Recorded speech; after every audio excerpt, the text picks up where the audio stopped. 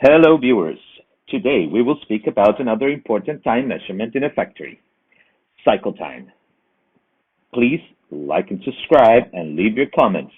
If you haven't seen first the takt time video, I recommend you go to the first video of the series. Let's get started. So cycle time is the time it takes for a part to be completed on one process of a factory. It is measured from the beginning to the end of that process.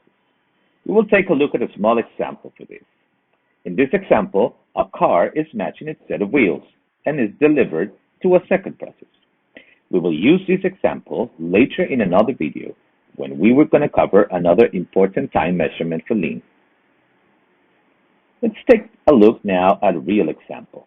In this short video is a process in a factory where bags are filled. Let's measure the time from beginning to end.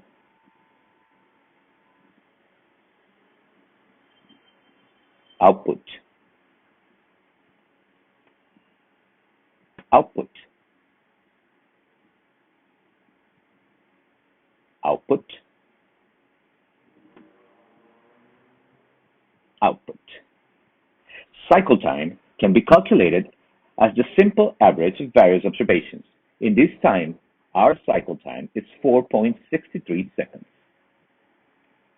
Let's remember, cycle time is the average real time it takes for a process to deliver one part in a factory. Every process has its own cycle time. In a further video, we will be explaining how takt time and cycle time relate to each other and how comparing them help us take in further decisions, making our processes lean.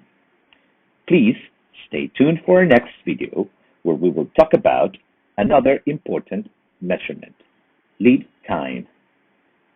In the meantime, please leave your comments below. Remember, like and subscribe to support my channel. See you in our next video.